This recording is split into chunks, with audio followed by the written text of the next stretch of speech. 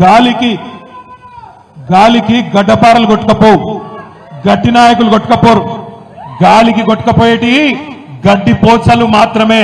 అట్లనే మీ ఎమ్మెల్యే ఒక గడ్డి పోచ లాంటి ఎమ్మెల్యే పోయింది తప్ప గడ్డపారలు లాంటి నాయకులు, గట్టిగా ఉన్న నాయకులు మీరెవరు పోలే. ఇవాళ ఒక్క మాట మీరు యాద్ చేసుకోండి. ఇక్కడ గెలిచిన ఎమ్మెల్యే మొన్న మీరు చేస్తే ఎమ్మెల్యే అయింది. ఆయన ఎమ్మెల్యే మీరు చేస్తే అయింది తప్ప మిమ్మల్ని ఆయన తయారు చేయలే.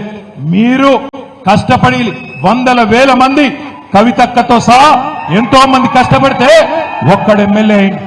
ఇవాళ ఎమ్మెల్యే దొంగలలో పోయిండు. రేవంత్ రెడ్డి ఇసిరే ఎంగిలి మెతుకుల కోసం ఆశపడి పోయిండు. కుండ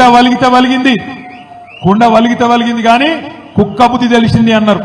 గట్ల మీ ఎమ్మెల్యే బుద్ధి ఇవాళ తెలిసొచ్చింది. ఒక్క మాట ఆలోచించండి. అభివృద్ధి కోసం పోయినా అంటుండు. ఏం అభివృద్ధి? ఏం చేస్తా అన్నాడు రేవంత్ రెడ్డి? కేసీఆర్ జగిత్యాల జిల్లా చేస్తే నేను జగిత్యాల జిల్లా రద్దు చేస్తానందుకు పోయినవా? లేదా కేసీఆర్ మెడికల్ కాలేజ్ పెడితే, నర్సింగ్ కాలేజ్ పెడితే దాన్ని రద్దు చేస్తా అంటే పోయినవా? దేనికోసం పోయినావు? కేసీఆర్ 4500 డబుల్ బెడ్రూమ్ ఇల్లు మీ జగిత్యాలలో ఎక్కడ లేదు. రాష్ట్రంలో సిరిసిల్లలో లేదు, సిద్దిపేటలో లేదు, గజ్వేల్లో లేదు, కోరుట్లలో లేదు, ఎక్కడ లేదు.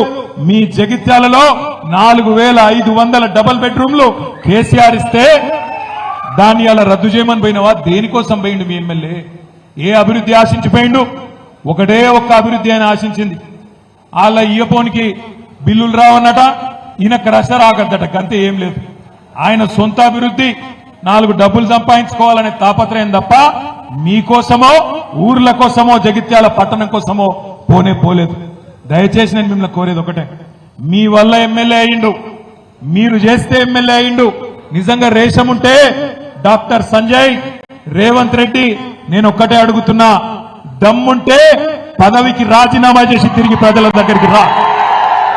చెప్తారు నువ్వు చేసింది కరెక్టా కాదా, ప్రజలు చెప్తారు. మీకు ఒక 2 విషయాలు నేను చెప్పాలా.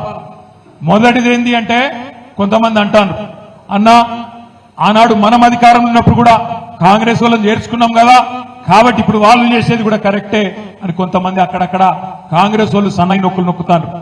మనం చేసిన దానికి వాళ్ళు చేసిన దానికి తేడా ఏందో మీకు తెలవాలి. ఈ పార్టీ ఫిరాయింపులు ఎవరు చాలు చేసిండ్రో కూడా మీకు తెలవాలి. ఒక్కసారి దయచేసి గతంలో చూడండి. ఈ భారతదేశంలో ఆయారాం గయారాం అనే కల్చర్, అనే సంస్కృతి, ఆ విషబీజానికి ఆనాడు మొక్క దొడికింది ఎప్పుడు అంటే, ఆనాడు కాంగ్రెస్ ప్రభుత్వం శ్రీమతి ఇందిరాగాంధీ గారు ప్రధానమంత్రిగా ఉన్నప్పుడే హర్యానా రాష్ట్రంలో ఏ ఎమ్మెల్యే గెలిచినా వాళ్ళని గుంజుకునే సంస్కృతికి శ్రీకారం చుట్టిందే కాంగ్రెస్ ప్రభుత్వం. అందుకే భారతదేశంలో అంటారు, ఆయారాం గయారాం అనే సంస్కృతిని ఈ దేశ రాజకీయాల్లో తీసుకొచ్చిందే కాంగ్రెస్ పార్టీ. ఆ తర్వాత 2004లో మనతో పొత్తు పెట్టుకున్నారు. పొత్తు పెట్టుకొని మన ఎమ్మెల్యేలు 26 మంది గెలిస్తే, ఆనాడు అప్పుడున్న కాంగ్రెస్ నాయకులు, అప్పుడున్న కాంగ్రెస్ ప్రభుత్వం మన 10 మంది ఎమ్మెల్యేలను ఆనాడు ఆ పార్టీలో కలుపుకునే ప్రయత్నం చేసింది. చేసిన తర్వాత 2014లో ఈ రాక్షసులతో కొట్లాడి ఇదే కాంగ్రెస్ పార్టీ మెడలు వంచి మీ ఆశీర్వాదంతో, తెలంగాణ ప్రజల దయతో ఆనాడు కేసీఆర్ గారి నాయకత్వంలో తెలంగాణ సాధించుకున్నాం.